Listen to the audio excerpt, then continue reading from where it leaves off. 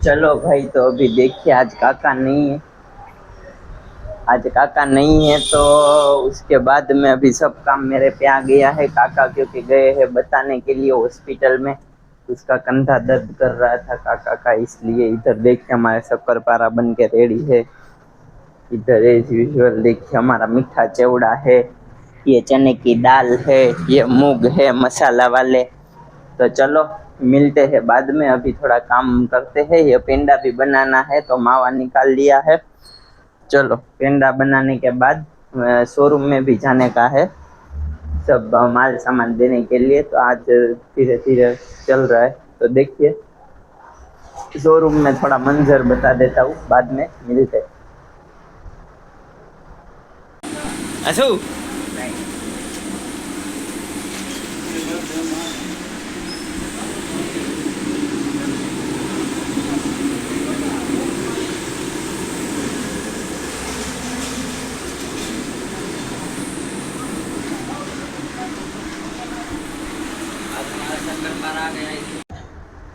चलो भाई, तो अभी पेंडा भी बन चुका है और हम जो शोरूम जाने वाले हैं, तो अभी तो कल ही जाएंगे। अभी इधर माल सब सुबह ही जाने देने का। ये आंसू देख, बहुत मुस्कुराता है साला।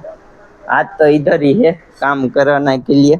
ये मावा ये सब देखो शोरूम में भिजवाना है। इज यूजुअल आज काम में खत्म हो गया है।